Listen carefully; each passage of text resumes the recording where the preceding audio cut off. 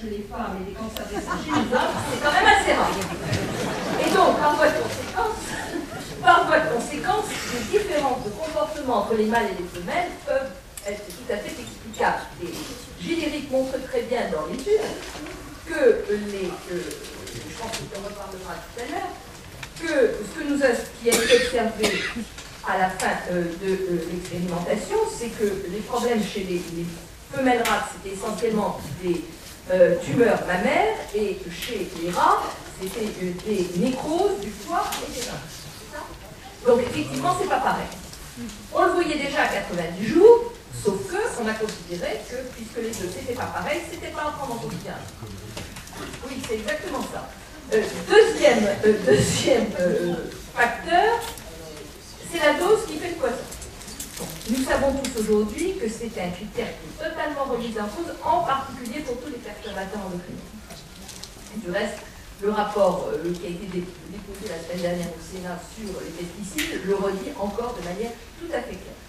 Et donc, comme effectivement, un rat qui consommait 11% d'OGM n'avait pas 3 fois moins de problème qu'un rat qui consommait 33% d'OGM, eh bien, ce n'était pas un problème, et par voie de conséquence, ce n'était pas à prendre en considération. Donc, lorsque nous nous sommes rendus compte de tout cela, au sein du CRIGEN, on s'est dit qu'on ne pouvait pas ne rien faire. Et que, le sachant, nous avions une responsabilité. Donc, ce qu'on a commencé par faire, c'est essayer d'obtenir de ceux dont c'était le boulot, c'est-à-dire l'État, qu'ils fassent des études sur 2 ans. Et Gilles-Éric a notamment été voir l'INRA, en la personne de M. Gérard Pascal, qui s'est tellement démené contre lui sur les ondes, mais on peut comprendre pourquoi, qui a refusé que le moindre denier public soit dépensé sur des études dont il considérait qu'elles n'avaient aucune utilité et aucun intérêt. Donc nous nous sommes heurtés à une fin de non-recevoir. Ça a été la même chose au moment des grandes dépenses de recherche en 2007, où nous sommes allés voir les ministres de l'époque, Mme Pécresse et Mme Kosciusko-Morizet, qui étaient les secrétaires d'État à l'écologie, pour essayer d'avoir des crédits de recherche. Ça a été non.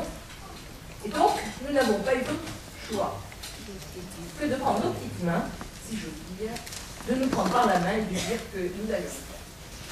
Et voyez-vous, ce qu'il faut bien voir, c'est que ce travail qu'a fait le CRIGEN, c'est l'illustration, je voudrais insister là-dessus, de ce que la société civile est capable de faire. Quand la société civile décide, quand nous décidons, que quelque chose n'est plus acceptable et que quelque chose devrait impérativement être fait, eh bien je crois que là où nous sommes, avec les moyens que nous avons, nous devons d'abord nous dire qu'est-ce que je peux. Et comment est-ce que je peux, par coopération avec eux, parce qu'évidemment, nous, CRIGEN, on n'avait pas un centime, inutile de vous dire. Donc, comment est-ce qu'on peut faire? Et donc, on a commencé ce travail. C'est tout ce qui vous est raconté dans le film, donc je n'irai pas plus loin. Je voudrais simplement, pour conclure, vous dire un mot de la situation actuelle et peut-être répondre aux questions que vous poserez. Nous sommes sur le fil du rasoir. Vous avez vu la haine, parce que c'est plus que de la hargne, qui a été déchaînée par l'étude de Gilles-Éric et surtout par le fait que nous avons pu bénéficier d'une vraie médiatisation de cette étude. Et finalement, c'est le reproche principal qui est fait. C'est de dire, c'est scandaleux. Vous avez fait peur aux gens. Vous leur avez montré quelque chose qu'ils ne devaient pas savoir et surtout qu'ils ne devaient pas voir. Parce que c'est les images qui marquent l'esprit des gens. Et lorsqu'on lit, par exemple, l'avis bidon des académies, pourquoi je dis bidon? Parce que ce n'est pas les académies qui l'ont rendu, mais 5 personnes. Ce n'est pas les académies. Qui demandent un comité de censure auprès du Conseil supérieur de l'audiovisuel pour déterminer les études scientifiques dont on a le droit de parler et celles dont on n'a pas le droit de parler. Ah mais, c'est ce que je vous dis est la vérité. Hein. C'est dans leur communiqué de presse. Non, ils ne l'appellent pas comité de censure, c'est moi qui l'appelle comme ça, soyons honnêtes. Mais c'est ça que ça veut dire. On voit bien que le reproche principal, c'est effectivement d'avoir ouvert les yeux des gens et leur avoir dit quoi? Premièrement, vous mangez des OGM. Parce que comme on ne cultive pas en Europe, l'immense majorité des gens pensaient qu'on ne consommait pas.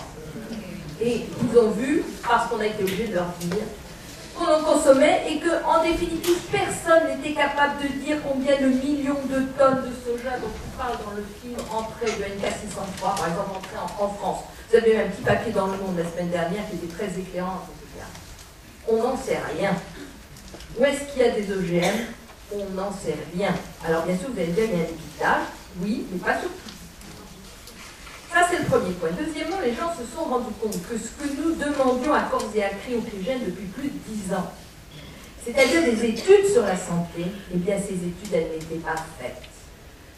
Et les organismes publics, le ministre de l'Agriculture, ont été obligés de reconnaître qu'il n'y avait pas d'études de toxicité à long terme sur les OGM, pas plus du reste que sur le Roundup.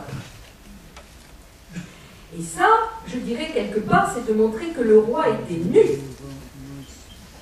Parce que précisément, on nous parle à longueur de temps d'un principe de précaution qui bloquerait tout développement industriel, économique, et on se rend compte que c'est du pipeau. Qu'il n'y a pas d'application du principe de précaution, car s'il y avait application du principe de précaution, il y aurait des études sur le long terme. Or, il n'y en a pas, et c'est bien la preuve, précisément, que le principe de précaution n'est pas appliqué. Et donc ça, tout le monde l'a compris, indépendamment des critiques injustifiées qui sont faites à l'étude de générique céramique. Et puis, troisièmement, les gens se sont rendus compte que la manière dont les dossiers étaient montés, qui étaient présentés pour avoir des autorisations mises sur le marché, cette manière-là n'était pas acceptable. Et le ministre de l'Agriculture a été obligé de reconnaître qu'il fallait revoir tous les processus d'évaluation en tant que députée européenne. Et je ne suis pas seule, Michel Rivasi est sur le même combat.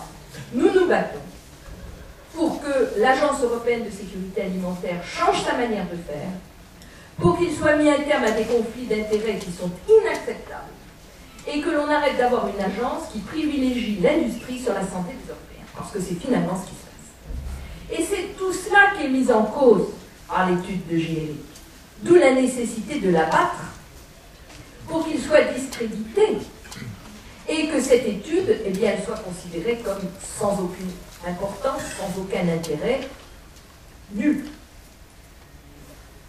Sauf que, eh bien, tout ce que je viens de dire là, je dirais qu'il ne dépend que de vous tous, c'est-à-dire de la mobilisation que chacun peut avoir pour exiger que tout ceci entre dans la réalité, entre dans le droit, soit un changement, d'où l'importance de se mobiliser pour avoir une réévaluation des études sur le NK603, sur les autres OGM et sur le Roundup.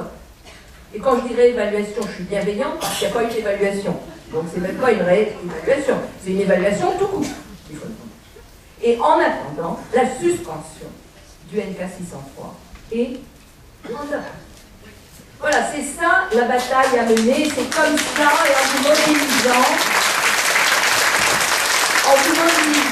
que vous pouvez nous aider et surtout aider Julie.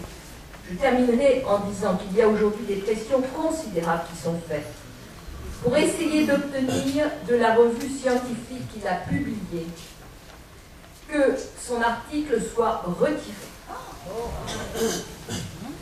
Les pressions sont extrêmement fortes. Il m'a même été rapporté, j'emploie cette formule parce que je ne peux pas le prouver, donc je le dis, c'est une rumeur, mais voilà, que Monsanto avait menacé la revue de la faire disparaître, purement et simplement. Et donc l'enjeu est extrêmement fort pour que cette étude soit retirée, ce qui d'abord déconsidérerait d'une certaine manière générique. Moi je trouve que c'est surtout la revue qui se déconsidérerait. Mais enfin, c'est quand même un vrai souci pour tous les scripteurs de cette étude. Et puis, ça ne lui permettrait pas de publier toutes les études qui doivent encore sortir derrière, à partir de toutes les données qu'il a accumulées. Et puis, bien entendu, cela serait un signal extrêmement fort à l'égard de tous notre chercheurs et équipes qui auraient le culot de faire ce que nous avons fait, c'est-à-dire défendre finalement les consommateurs et l'intérêt de la santé publique européenne et planétaire. Voilà ce qui est en jeu. Vous voyez, ce n'est pas rien. Nous savions parfaitement à quoi nous nous attaquions quand nous avons lancé